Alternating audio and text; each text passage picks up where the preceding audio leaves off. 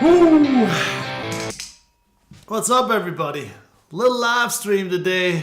Why am I doing live streams? Because lately I haven't been doing a good job at, preparing videos, coming up with new video ideas. And also I'm quite a little bit busy in summer now. So what I'm trying to do for you guys is doing a little bit of content, but content where I can just jump in, right at night and play something for you. Today we want to, do we have first comments in the chat? Yeah. Hey Mike, what's going on? Yeah, color notes. Yeah, pentatonics. That's what I'm going to talk about a little bit today. And I guess a couple more people are going to join over time, but let's start this by saying we want to do a couple of power pentatonics today. I'm going to show you a couple things what you can do to, unlock a couple pentatonic licks if you want to play outside of your typical pentatonic box one, the box we're all stuck in, we want to do a little bit more. And if you have some questions along the way, type in your question in the chat, and I'm going to answer as much as I can. But today we're going to focus on pentatonics and how to break out of your typical pentatonic boxes. And just as a short plug, everything I'm going to say today and everything I'm going to show you today is going to be tabbed in my Power Pentatonics guitar course, which is on sale today, 30% off, as long as the stream goes. So a little flash sale on the Power Pentatonics course. The link is in the description box down below. So everything I'm showing you today, or a lot of what I'm showing you today, you can also, deep learn in the Power Pentatonics course. And you also have backing tracks in there, lots of tabs and my favorite licks, and so on and so on. Concepts, But let's get started with this. So what you heard in the intro is a jam in A, perfect jam to play some minor pentatonics on,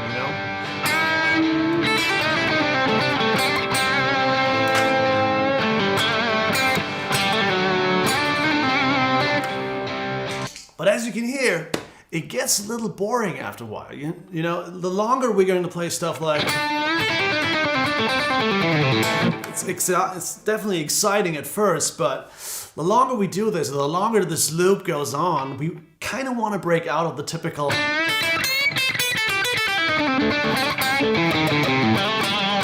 It gets a little bit boring, right? And the first thing that is pretty simple, but very, very effective, if you don't want to learn all the pentatonic boxes, for those of you who don't know, pentatonic boxes are pretty much the little, frameworks in which we move pentatonics around. So this is the box that you all know.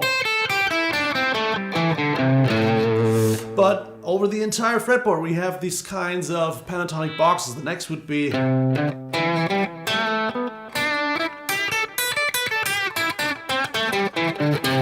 the next one would be, and so on and so on. But I understand that's quite a lot to learn at first, because these are 5 different boxes, and then they're just repeating because we're moving into different octaves.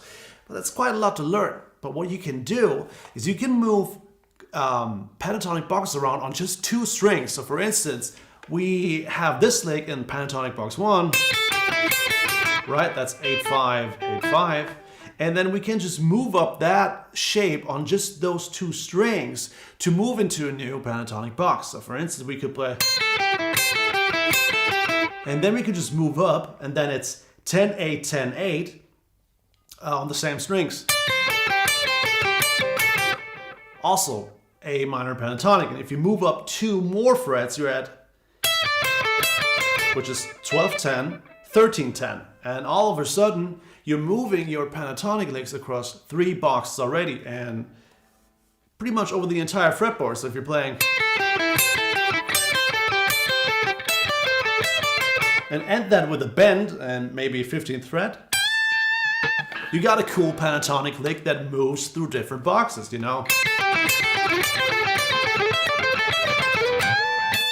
And with a backing track, that sounds like this.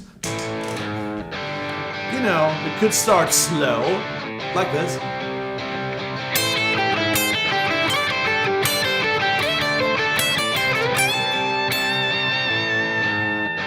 Pretty killer sounding, right?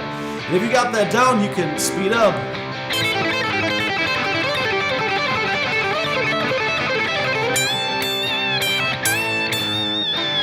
But obviously, that is for later, You don't want to, play all fast in the beginning. You want to move slow through these boxes and learn how to best connect them. And this is a great connector, just using 2 strings and connecting them with the slide, which is always a great sound, And you can also slide down again, Up, down.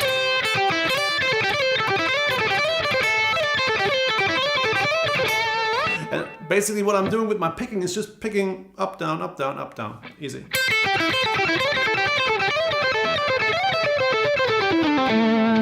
And you can start slow and it still sounds cool, because you could play, build in that bend and you go up, build in that bend and you can do You have that bend, and then you have the final bend. You know, there's tons of things you can do by just switching, you know, around a couple of licks on just 2 strings. You don't even have to learn all these boxes all over the fretboard at first, but you can get a great feeling for these things by just moving around on a set of strings. Let's elaborate on this a little bit more, and, you know, I'm going to show you another very easy lick that you can do. Same logic, and this time we're going to be in E. You can do the same. Let's use this box right here in E,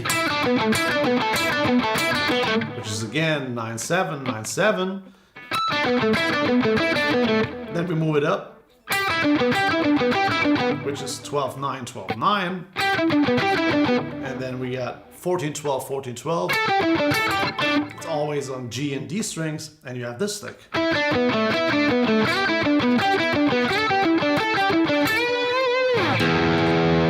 So if you're in E, and imagine this would be the riff, and then you could do something like that. You know, these kinds of things are pretty cool to do, and they're not that hard, and they immediately level up your entire playing. Do we have a couple comments? Yeah, we do. Radiotherapy. How do you easily go up and down the neck? You mean you can go easily up and down the neck by knowing where to go. So basically, map out. Let's go back to the first example that we have here. In A.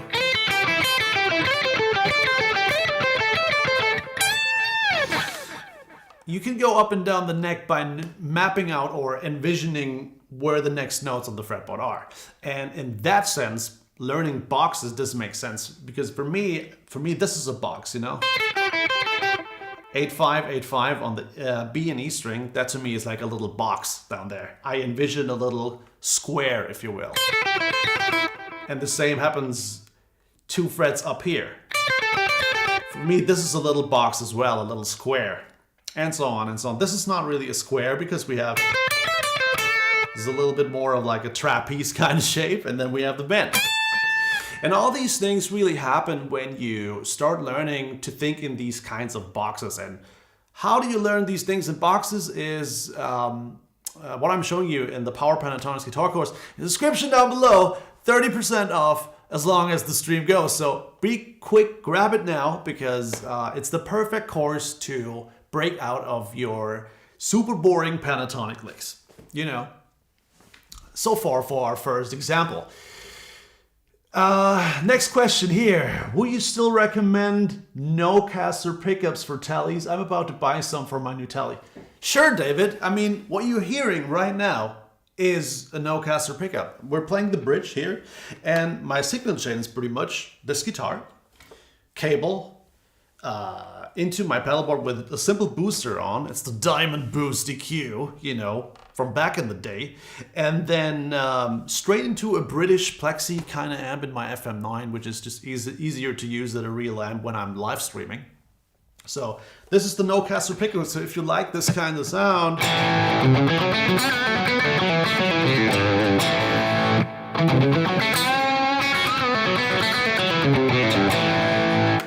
I love it, man. It's raunchy. It's a little bit darker. It's not as bitey. And that's what I like about it. So even on the high strings up here. And by the way, this is also a great pentatonic box in A minor.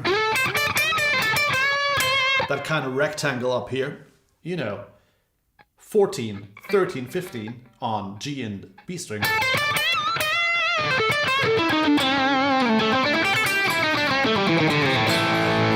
To me, that Telecaster sounds very organic, and the no-caster pickups deliver, you know? They deliver the goods, if you will.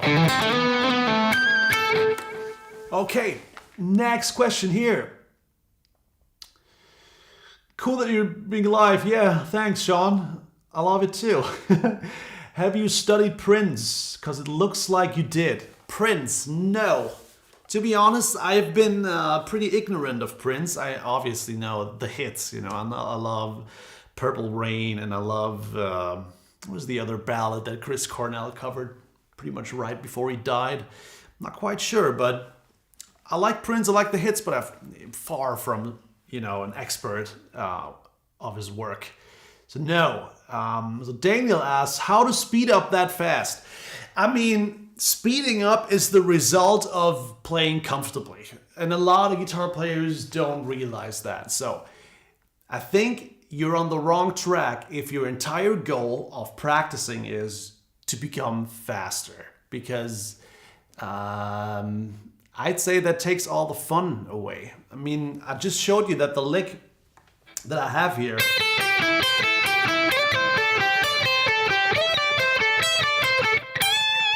it sounds good slow. Let's turn on the backing track again.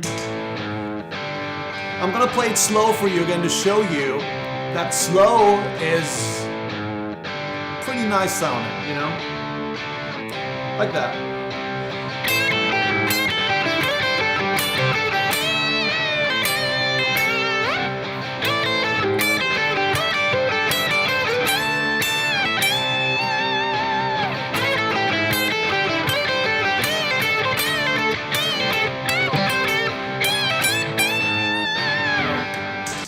If you're playing that lick at a show, nobody's going to complain. Everybody's going to say, man, that lick that you just played, that freaking rocks, dude. Hell yeah, brother.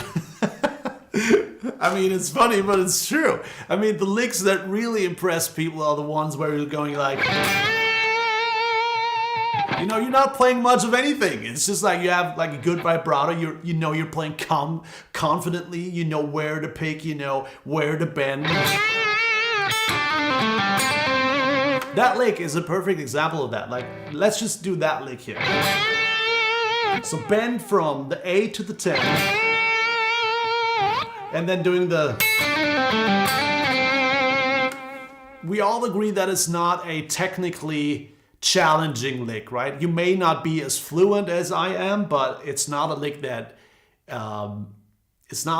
have to practice years to play. But still, when you play it,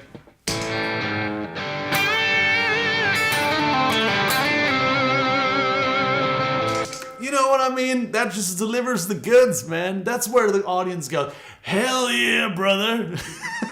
And that's what you want. I don't know what I have with the hell yeah, brother tonight, but that's just the thing. And that just proves the point, man. It proves the point that playing fast is the result of everything else. It's the result of playing confidently, of knowing where to play, what a good bend is, where to bend, how to move up through the boxes. It's basically the result of knowing the basics. And the basics we're learning right here on the Joey Jones channel. So learning the boxes, learning how to connect the boxes. I call them box connectors, the little slides to move up, And these box connectors are all over the fretboard. And you can learn them in my course as well. Check it out in the description down below, 30% off as long as the stream goes. Next question. What do we have? You are great, by the way. Oh, thanks, man. It's nice to hear. I'm doing what I can, which is not many videos at the moment. I apologize, guys, but there's a lot of stuff going on. And what do we have here? What's the best practice? Florian asks, what's the best practice to learn to follow the chord changes while soloing? Well, following the chord changes. I feel like there's a misunderstanding in what that actually means. So let's take our example that we have. Let's listen to our backing track here.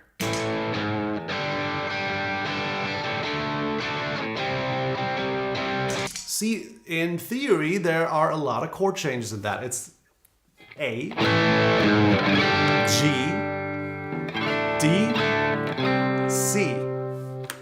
And those are 4 chords if I count it correctly, right?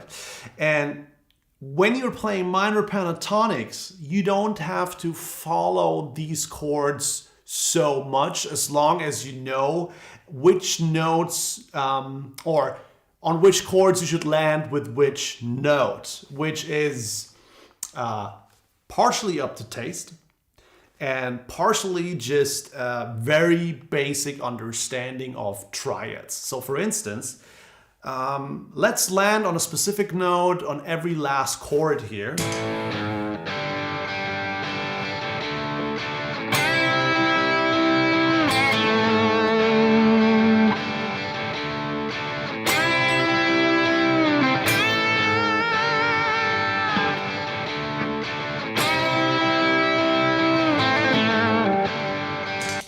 Now, what we did here was, whenever there was the C playing in the background, I landed on the E, and that was because E is part of a C chord.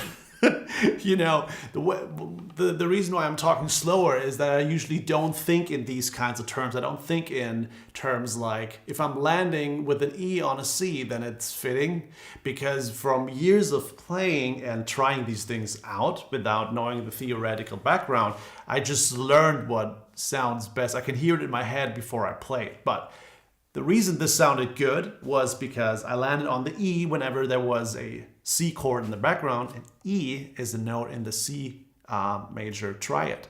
So obviously that sounds good. So basically it's up to taste. So whatever you feel like, whatever you feel sounds great, you can play. But it definitely is worth it knowing the triads. So here's the C, and the is an E, you know? So landing on the E is a safe place. In the same way, I love to start with the big A whenever the chord A hits, and A is the root, you know? That's, you know, our root note here. It's our main chord in this little progression. So whenever the A hits, I like to start with an A because that sounds strong, like this. You know, can't beat it.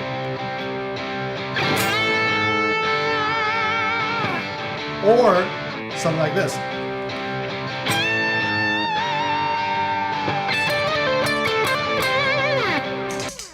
Starting with an A when an A chord hits on the 1 sounds a lot more confident, let's say, using an E, for instance. Sounds good, but it's not as confident as playing.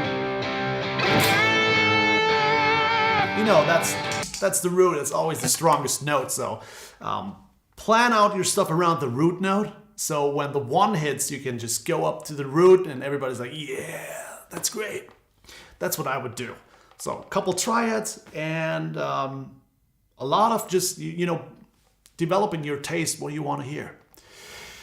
Right. While My Guitar Gently Weeps solo, played by Princess Your Style Big Time. Well, I have to check it out. Mental note, I have to check it out after the stream. Thanks for the recommendation. We have Andreas in the chat. He is asking a question in German and he apologizes for it, and that's okay, but I'll translate so everybody understands. What is my opinion of Pete Townsend as a guitar player? To be honest, I don't have like a sophisticated opinion on Pete Townsend. To be honest, I'm not an expert or, you know, aficionado of his work. I know, the same as with Prince, you know, I know the Who kind of hits the Woodstock stuff that everybody knows, but I'm not an expert in what he's done, but he's definitely a rock icon, you know. He definitely promoted the Marshall full stack and setting guitars on fire. What's not to like about that? So, yeah, so Pete Townsend's great, but I would be lying if I said that I know a lot about what he's done in his career besides the typical Who hits, you know. Right. Before we go into more questions, I'm going to show you another lick. So grab your guitar, guys. I'm going to show you another pentatonic lick that I use all the time. And it's not so hard to play, actually. It sounds really sophisticated. It's actually not too hard to do. So what we want to do, I just showed you like a lick that is ascending, you know? It goes up. Or play slow.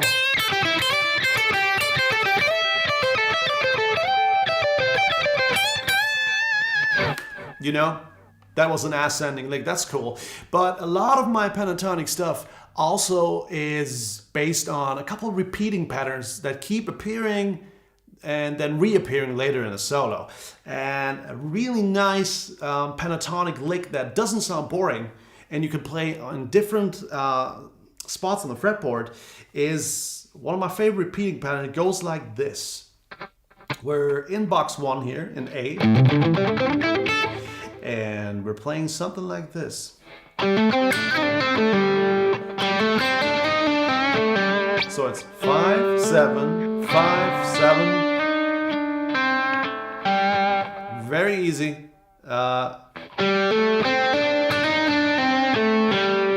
And then you start playing it again. You know? Now, you might be thinking, wow, Joey, that's a really boring lick. I've never heard you play that kind of thing, but I did, and I do a lot. But I disguise it a little bit, and I don't play it as static all the time. So instead of going...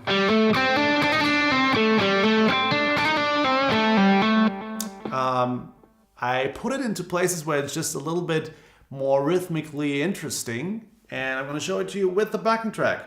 By the way, the backing track we're using all the time is part of the Power Pentatonics course, which is 30% off only today as long as the stream goes. So click the link in the description if you want to learn that kind of stuff, where you have all the tabs, the backing tracks, and everything that I'm explaining. So let's get back to the lick. Now imagine this.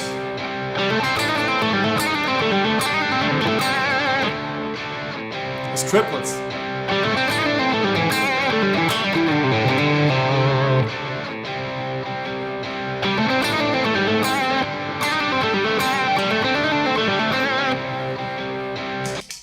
So that in essence is a cool lick, but what makes it really great is you can play it everywhere on the fretboard. You have this kind of pattern.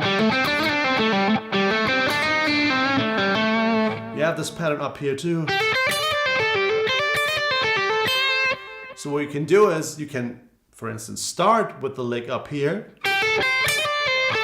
move down, pentatonic box 1 and play it again, and move down. So it's all octaves, you know, something like.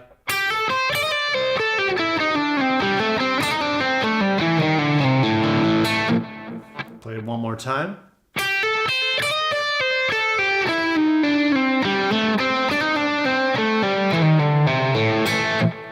Same lick, 2 octaves.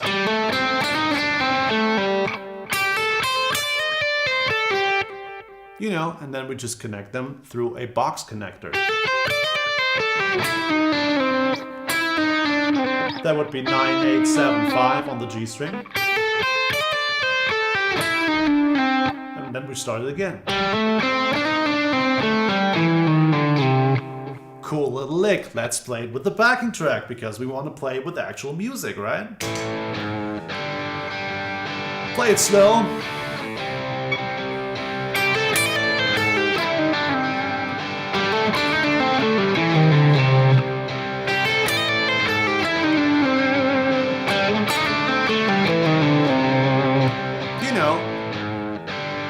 And then you're breaking out of the pentatonic box. Or you play it a little bit faster, play it in triplets like I did in the beginning. Here we go.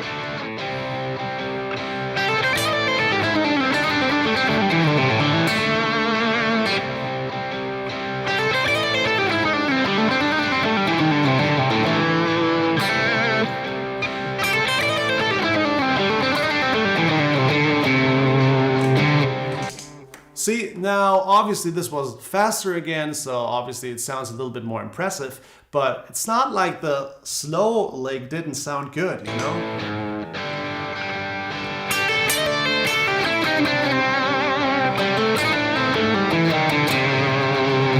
That's a good lick, and it's just based on the idea that you have a very, very simple lick when it comes to the note sequence.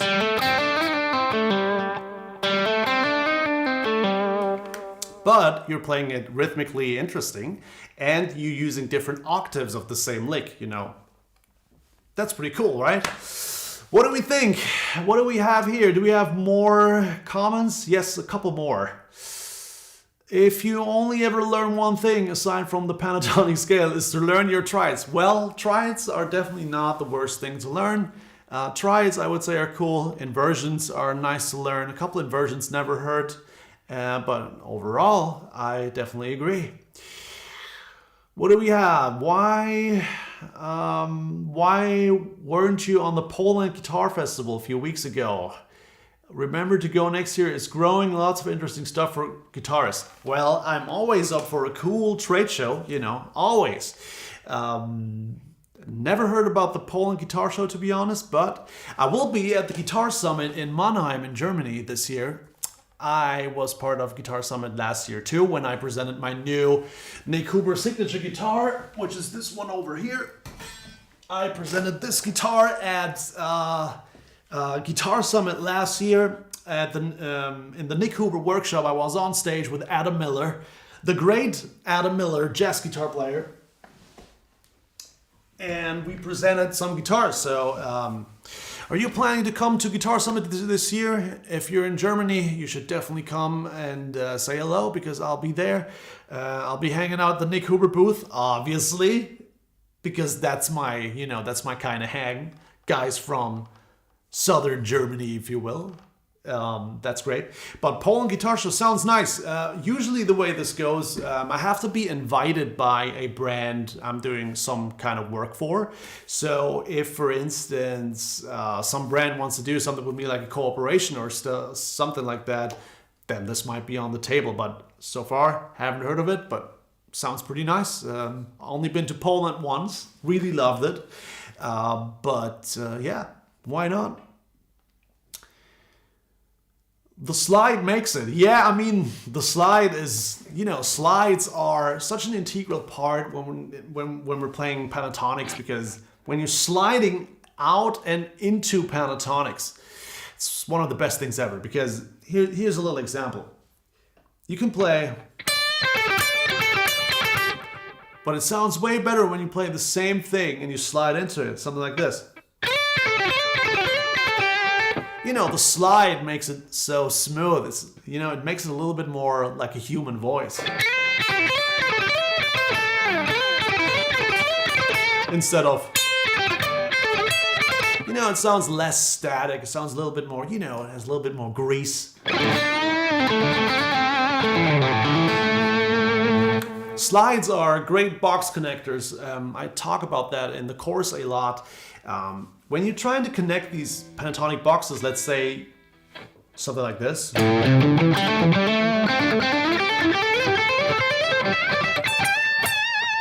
Basically what I'm doing to connect the boxes is slide up with my ring finger a couple times. That's in essence what it is. You still have to know where it sounds tasty, but in general, technically, it's all slides. Slide. Slide, slide, slide, slide, and you have a lick like this.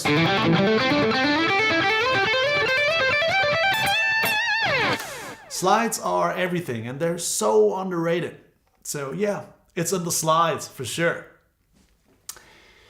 Yeah, do we have more questions, guys? Put it in the chat now. Now is the time to do it. Any questions about pentatonics, how to play them, any other questions that I can, confidently answer?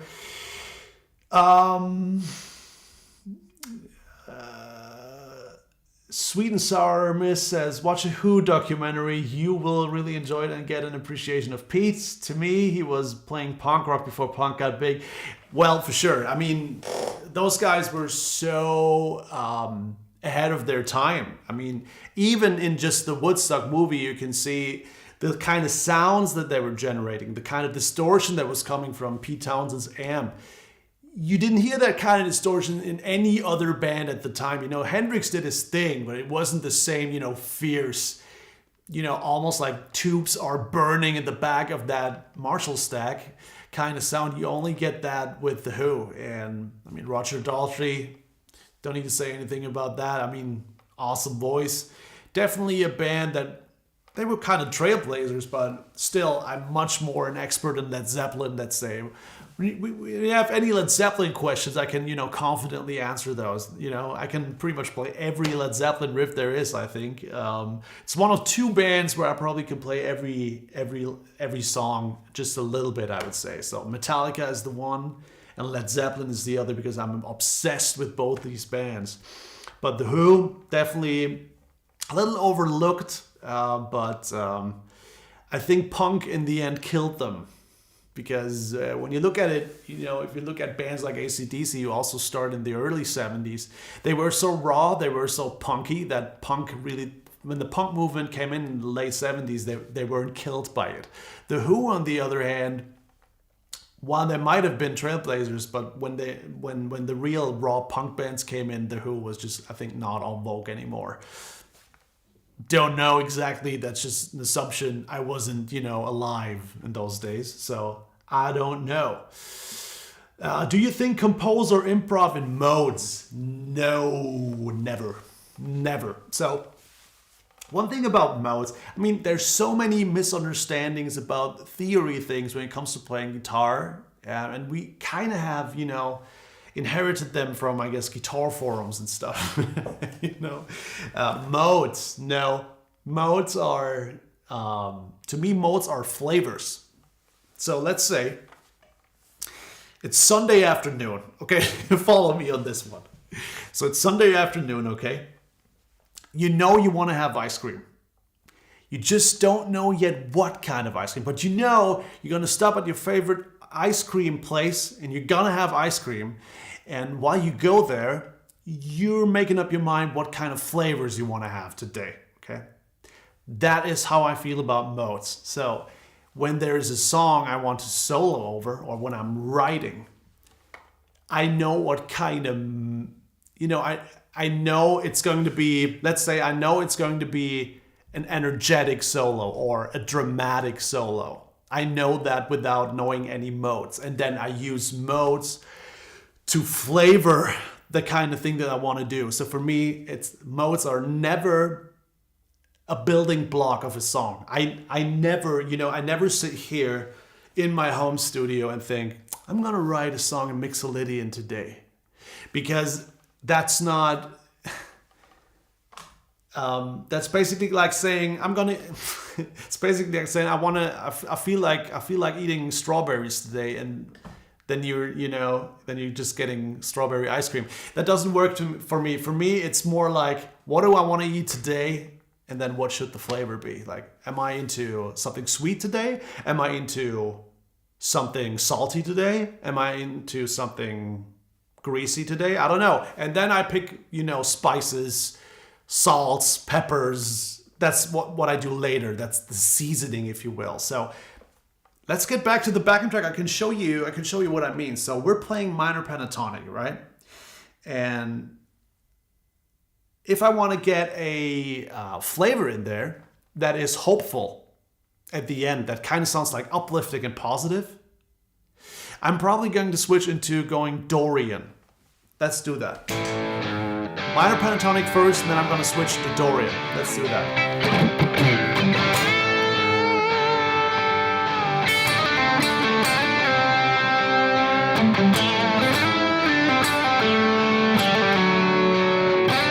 Heard that?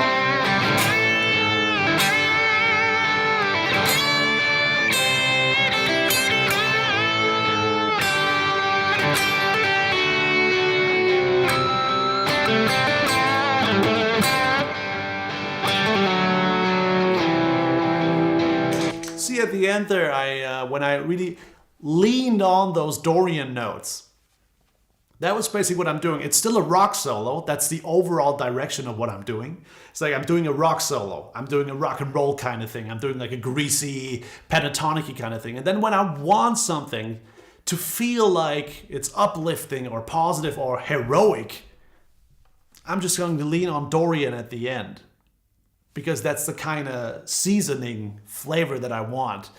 But I'm not going into the stream saying, oh, today's the day I'm going to play something Dorian. I can feel it. It's coming out, it's coming out of me. Today's a Dorian day. That never happens, never. It's about the raw direction first. What are we dealing with? Is this a ballad? Is this a rock song? Is this an AC/DC kind of thing?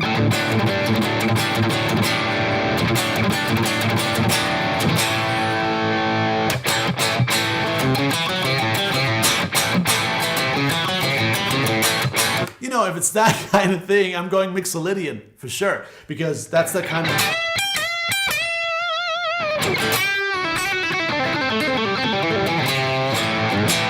You know, for sure. But I already know what the rough direction is for the song. That's what I'm dealing with. And then I'm picking my flavors, if that makes sense. Sorry for the long-winded answer, but I feel like this is worth noting because a lot of people get so caught up with modes. They're like, oh, I need to know all the modes. Without the modes, I don't know really what I'm doing, you know. But that's not true, you know. Modes are, it's basically you're cooking steak, right? And then it's like, oh, I only have salt and pepper. That's fine. It's still gonna be steak. You know what I mean? Just because you're missing the fancy cumin or something like that, it's still going to be steak. At the end of the day, guys, let me know in the comments, what's your favorite steak seasoning? But you know what I mean? You don't need to know all the modes to sound good or anything like that. One out of the 7 modes is useless anyway, and another one is pretty rare and pretty exotic, so it's basically only 5, and then, you know, it's not all what it's caught up to be, you know? Right. Flavor, spice analysis. Yeah, for sure. I mean, that's the spirit. I feel like playing something, guys. Should we play something? What else could we play? Should we do a different backing track and rock out with some Power Pentatonics? Remember, the Power Pentatonics course is 30% off in the description down below. Only as long as the stream goes, so grab your course now, 30% off. And we're gonna play something. Let's play something where we really can layer some pentatonics on top. Let me think what we could do. Let's try something like... I want to do something in E. What do you think, guys? Is E good? I think we're gonna do something in E. That's a slapback delay. And I'm just going to be, you know, inspired by some pedals that I have in front of me. Let's look for a sound here.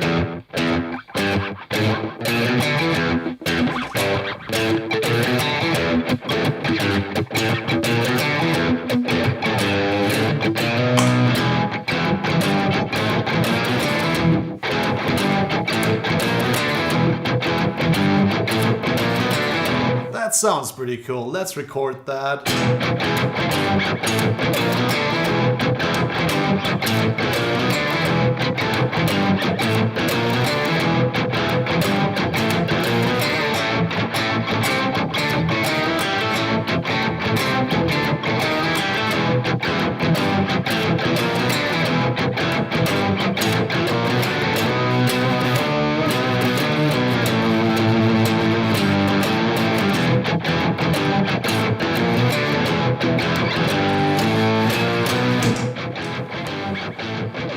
I mean, that's a pretty cool, vibey, you know, track that we can play some pentatonics over. What do you think, guys? Gonna switch to a longer delay here. And let's play something in E. Let's try to come up with some cool pentatonic stuff.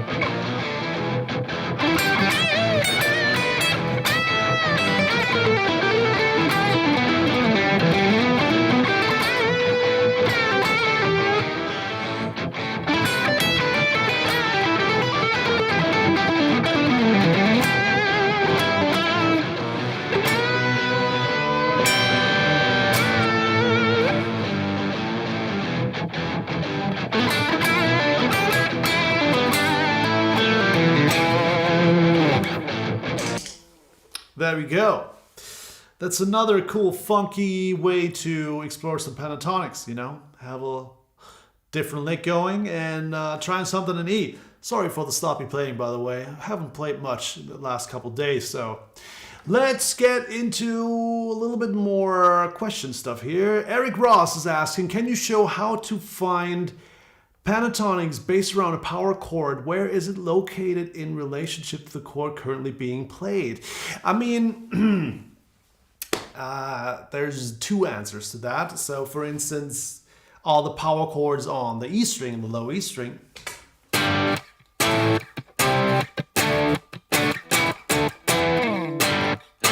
let's stay in A for this. You got the power chord in 577, 577, you know. And that's also where your pentatonic box 1 is. So all the notes from pentatonic box 1 pretty much relate to the power chord in the same, you know, fret. 5th fret. Every one of those notes starts in that box.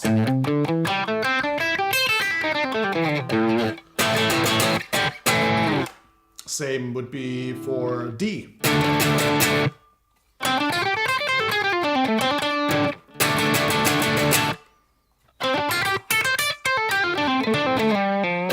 And the second part of the answer is these power chords occur in more spaces on the fretboard, and then it's just a matter of learning them, you know. It's basically learning the triads, like I said before, and knowing that power chords are basically just a root and a fifth and an octave, basically. And the root and the fifth usually is in your triads. So it comes back to learning those triads. And triad learning, you know, it's not the most fun thing to do, but it's so helpful. And there's cool videos out there on YouTube who show that show what you can do with triads and what's the easiest way to learn them. So triads is basically your answer here. And yeah, that's how you locate all these notes in the pentatonic box. So maybe one last thing, I'm going to show you what I just played over this backing track, and then we'll probably end the stream right here. One last thing that I did was I used specific bends to create a little bit of a story for that solo. So we started pretty much with one of these bends up here. And these bends pretty much give you orientation where you should be on the fretboard right now. This is the kind of register that you should play in that moment. So when we have this backing track here, and we start right here.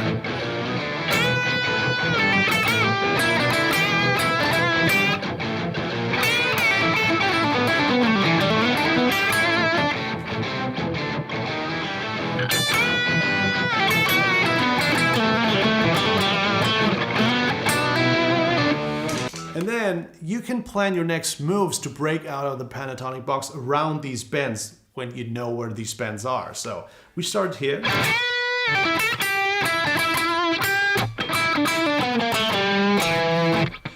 And then when you know that the next bend could be this one up here, 15th fret, B string.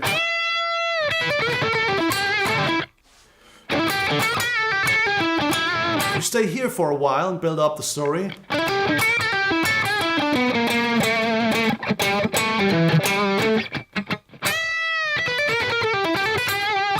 And then you go to the next bend.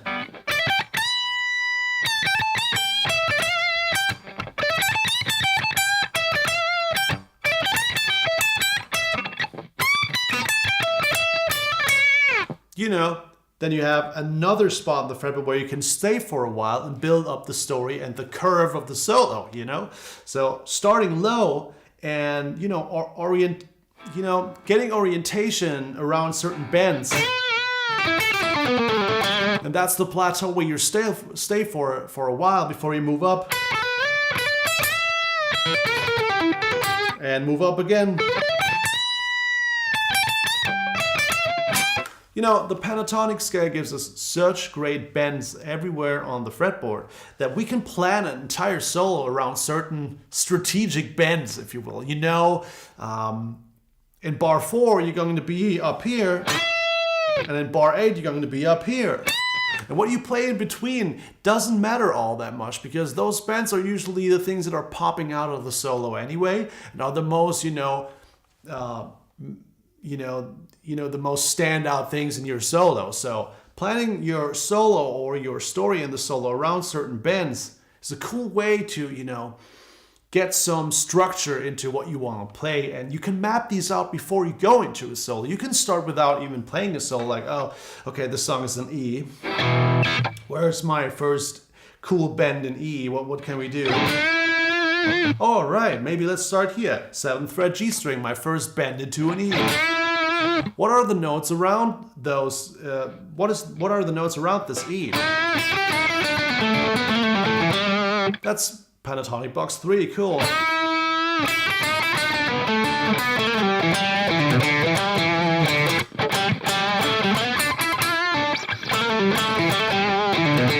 Cool start for a solo. Then then 4 bars later, I want to be up there with this kind of bend.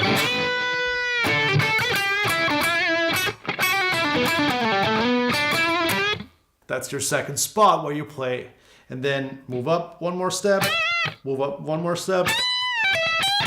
You got a cool solo going, And that's how certain bends or spots in pentatonic boxes give you orientation, where to move and when to move and why to move up, Everything gets clearer as soon as you know the pentatonic boxes and you know how to break out of those.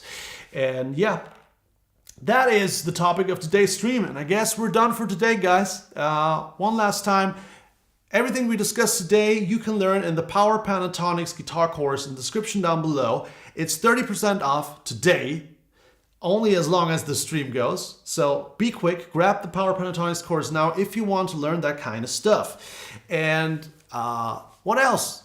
I want to say thank you for everybody who joined in today. I want to say thank you for everybody spending time on the Joey Jones channel. It's a lot of fun doing videos for you guys, getting your responses. And I hope you have a great summer. I hope you have good weather. I hope you're in great spirits. That's important because life should be that way. And thank you. Thank you, everybody, for joining in. If you have any more suggestions, let me know in the comments. If you want to see a certain topic covered on stream in the future, let me know. And I say we end the stream. I'm going to play you out with one last little solo over this backing track, and then we're done. See you guys. Bye-bye.